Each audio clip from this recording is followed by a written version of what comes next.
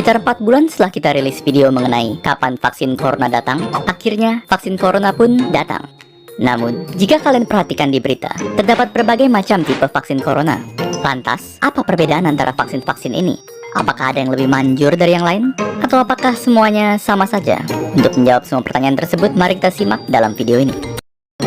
Untuk video ini, kami akan membahas 5 vaksin corona yang berbeda, yaitu vaksin dari Pfizer-BioNTech, Moderna, AstraZeneca Oxford, Sputnik V, dan tentunya yang pertama masuk ke Indonesia, Sinovac. Terdapat sejumlah perbedaan antara vaksin-vaksin corona ini. Perbedaan terbesar diantaranya adalah perbedaan berdasarkan cara kerjanya. Maka, untuk video ini, perbedaan itulah yang akan kita bahas. Namun, sebelum membahas perbedaan cara kerja vaksin, ada baiknya kita memahami terlebih dahulu bagaimana sebenarnya tubuh manusia melawan virus dan menciptakan kekebalan. Ketika virus atau apapun yang bersifat asing memasuki tubuh manusia, sistem imun kita akan menyerangnya. Namun, proses sistem imun menghabisi virus memerlukan waktu yang lama, karena untuk mengalahkan infeksi, sistem imun kita harus mencari tahu cara untuk melawannya terlebih dahulu. Sementara proses ini berlanjut, virus akan terus menyebar dan berlipat ganda, dan tubuh yang terinfeksi akan jatuh sakit. Akhirnya, setelah sistem imun tubuh berhasil menghabisi virus, dia akan terus mengingat cara untuk melawannya. Sehingga, jika virus yang sama datang lagi, tubuh kita sudah siap menghadapinya.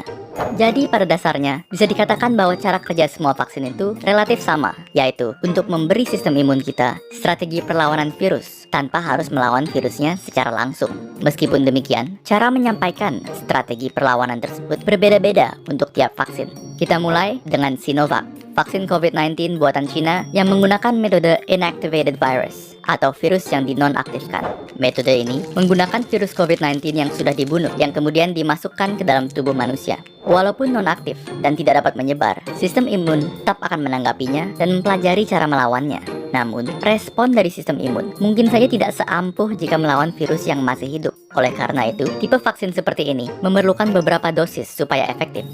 Selanjutnya, terdapat vaksin dari AstraZeneca dan Sputnik V yang menggunakan metode viral vector. Berbeda dengan metode virus non-aktif, metode ini menggunakan virus yang masih hidup namun relatif lebih lemah, seperti adenovirus yang menyebabkan pilek. Virus lemah tersebut kemudian digunakan sebagai tumpangan bagi materi genetik COVID-19 yang akan digunakan oleh sistem imun untuk menciptakan kekebalan tanpa harus mengekspos tubuh terhadap bahaya dari virus corona yang asli. Dan selanjutnya, metode yang paling banyak dibicarakan dan yang termutakhir di antara vaksin-vaksin yang ada, yaitu vaksin mRNA yang digunakan oleh Pfizer dan Moderna.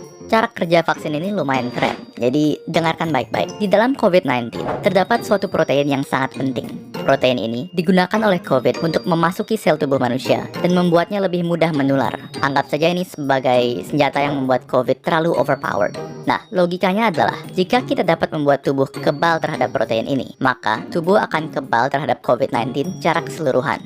Yang dilakukan oleh peneliti vaksin adalah mengambil bagian dari DNA COVID yang mengandung blueprint untuk protein ini, dan kemudian merubah blueprint tersebut menjadi instruksi bagi sel tubuh untuk membuat proteinnya.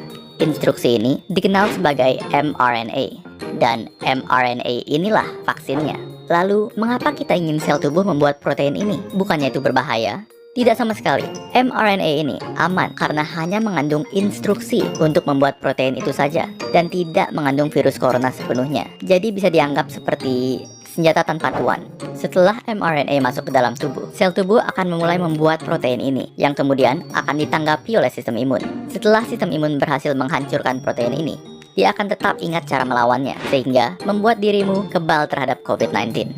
Pada akhirnya, video ini bukan bertujuan untuk membujuk Anda memilih salah satu vaksin. Karena bagi kebanyakan orang, vaksin mana yang kita dapatkan sudah di luar kendali kita. Yang perlu kalian ketahui adalah vaksin yang kini disiapkan untuk penggunaan massal telah melalui tahapan pengujian intensif untuk menjaga keamanan dan keefektifannya.